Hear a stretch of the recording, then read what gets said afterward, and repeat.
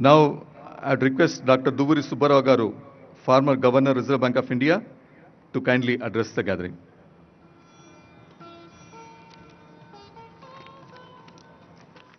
Chief Minister Sri Revant Reddy, Deputy Chief Minister Bhattivekumar Garu, all the dignitaries on the stage, and all my friends.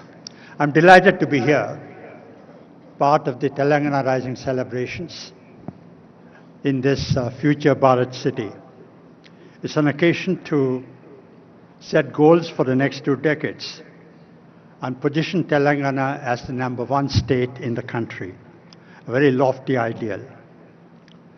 I'm privileged to have served in the combined state of Andhra Pradesh much before all these people rose to political stardom. I have very fond memories. I worked in parts of Telangana. I was Collector Khammam when our Deputy Chief Minister must have been in school, and then I was Finance Secretary of the combined state. Although the state is administratively and politically divided, I feel emotionally at home in both Andhra Pradesh and Telangana. And Hyderabad is my home now, Telangana is my state now, but I belong to the entire combined Andhra Pradesh. Over the last 10 years, Telangana has clocked remarkable progress.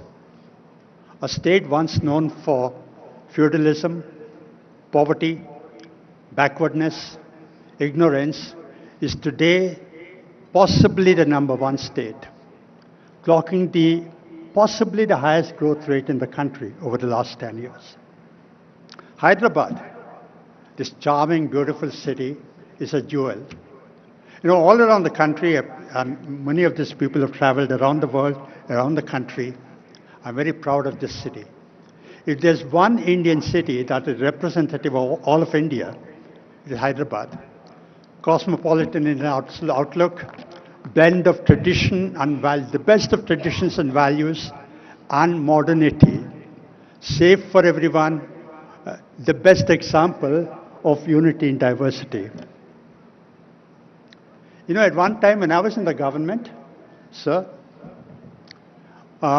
in the late 90s, early 20s, we used to look for the overflow from Bangalore. So Bangalore is the icon of India, and Bangalore is saturated, so the overflow will come to Hyderabad. Today, Hyderabad is iconic. It's Hyderabad that people look up to as the first choice. So I'm very proud of what the government of Telangana has attempted. Congratulations to you, sir, and to your entire government. This document, I've not seen it, it's going to be released later in this event, is prepared by the government, working closely with the ISP, with Niti Aayog, I believe with wide-ranging consultations with the stakeholders. And I've not seen the document, but I'm privileged to be part of the advisory committee, and I look forward to studying the document and working with the government on implementing it over the next couple of years.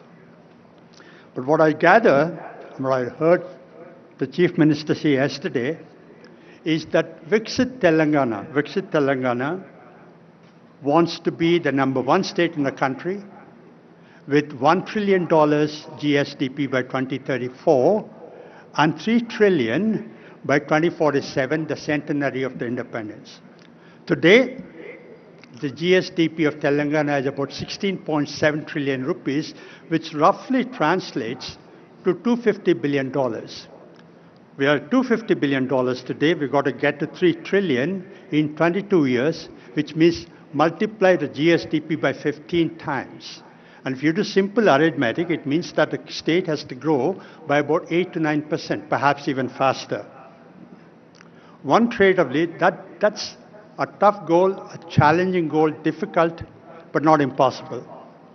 One trait of leadership is actually to set impossible goals, near impossible goals. So I want to congratulate the government for setting that goal. Yesterday, the Chief Minister mentioned that Telangana wants to replicate the Gyeongdong success. Gyeongdong is the best practice in accelerated growth rate. Not perfect, but probably the best practice. I'm sure Telangana will do even better. It's presumptuous on my part to lay out the agenda because the agenda for getting 24/7 Telangana is large, complex, and that's going to be in the document. It'll be presumptuous for me to second guess that at the moment. But I want to make a few points at this stage. The first is the state must build on its core competence. Hyderabad is already known for its IT, its pharma, its biotechnology, services. Where I live in KPHB, there is GCCs coming up every day. So I see them, I experience them. But Telangana must expand into manufacturing, agribusiness, and into a variety of sectors to create jobs. The second is infrastructure. Physical infrastructure, digital infrastructure, and social infrastructure.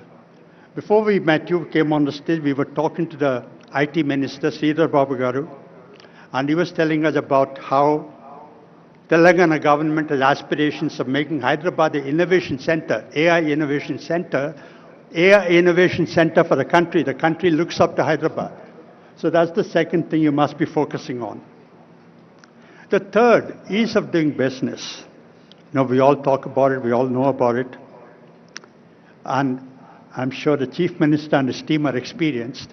But when we were in the government 20 years ago, when we went around like these people are going around these days, canvassing for investment, you know what entrepreneurs like Sri Anand Mahendra tell chief ministers and ministers?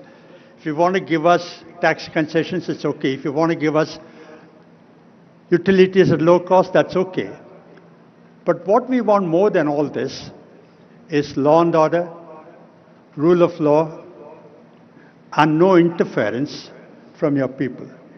So ease of doing business is something that you must be concentrating on. Chief Minister, you said yesterday that you're not competing with the rest of the country, you're competing with globally. Actually, I think as the Deputy Chief Minister of Karnataka said yesterday, competing within the country is actually good. Healthy competition among states is good, and you're competing globally, setting yourself an aspiration. Primary education and primary health, I'm sure it's part of the agenda. Politicians don't normally, pardon me for saying this, I'm being a bit blunt, but politicians don't normally concentrate on education and health. The reason is, I'm not blaming anyone, but the reason is, democratic compulsions force politicians to have a short-term horizon. Do things that will yield results in the short term. No, they tend to relegate long-term things, because they're things that will generate results much later, because they're not political priority. But they're very, very important, as you must have noticed. Karl Johan Juncker, who was the former Chancellor of the EU, he said, we all know what is the right thing to do. He was a politician. No? He said, we know what's the right thing to do. We don't know how to get re-elected after that. I'm sure that Chief Minister Revant Reddy and his team are going to find a new model and prove Karl Juncker wrong, that it is possible to do things and get re-elected. Okay? And then I saw in the papers, in the media, pure, rare, inclusive growth. I cannot emphasize this enough. Accelerating growth is important. Growth is necessary, but not sufficient. 8%, 9% growth, if it's just a number, if the benefits of growth are not widely shared, that growth cannot be sustained. So you must have inclusive growth, which means that the benefits of growth must go to the poorest person in Telangana, to the most farthest point in Telangana. I'm sure the vision document is going to concentrate on that. And skills, of course, it will be presumptuous on my part to talk about skills when Mr. Anand Mahendra is here, but skilling is very important. Skilling is a difficult thing to do because it will not be done by the private sector. The government will not do it, is incapable of doing it. So you need public-private partnership, which we're seeing on the stage. Mr. Mahendra sitting next to the Chief Minister, that's exactly the partnership we require for skilling. And, I want to tell a story. When I was appointed governor in 2008, 17 years ago, I was Finance Secretary to Government of India at that time. I went to call on the Prime Minister, Dr. Manmohan Singh, just to thank him for choosing me to go to RBI. One-on-one meeting, I went across to his office, there were just two of us. And I told him, sir, thank you for appointing me as governor. We talked about the macroeconomic issues at that time. We talked about RBI. We talked about the government. We talked about the comparison between living in Mumbai and living in Delhi. And after about 10 minutes into this conversation, I asked Dr. Manmohan Singh, sir, do you have any advice to give me? A very humble person. He said, what advice do I give you, Subbarao? You've been in the IAS, you've seen the country, you've worked in the districts, you've seen the state government, you've seen the central government. What advice do I give you? And after another couple of minutes, I took leave of him and I was walking away. And, gracious man as he was, he walked around from his table and escorted me to the door. And at the doorstop, he put his hand on my shoulder. Subba, I thought I'll give you one advice. That one advice I want to give you is that no matter what you're doing, remember that whatever you're doing, there's people behind you. The RBI is a great institution. But in the RBI, there's a risk that you'll get lost in numbers, in interest rate, money supply, inflation, exchange rate, but you will forget that there are real people behind that. I was in the process of shifting from Delhi to Mumbai. About 30 seconds after I left the PM's office, that advice went out of my head. But as I started working in the RBI, that the purport of the Prime Minister's advice struck me. Because the primary responsibility of the Reserve Bank is to maintain price stability, low and steady inflation. Inflation is a regressive tax. Growing up in a low middle class family, I saw my parents struggle to put all of us through, and all of you saw this. So what the Prime Minister was telling me really is that whatever you're doing, remember the last people, because inflation hurts poor people more than it hurts well-off people. This shirt, if it cost 2,000 rupees last month, and if I go to buy this today, it costs 2,200 rupees, I wouldn't even notice it. But poor people, if the bus ticket goes up from 22 to 24 rupees, if the price of rice goes from 40 to 44 rupees, they notice that. So one thing as we implement the Telangana Rising document is to remember the people of Telangana. The last thing, I've spoken for longer than my time, but Chief Minister, sir, you said yesterday and you said today that Telangana is unstoppable. I also want to say that Telangana is unbeatable, okay?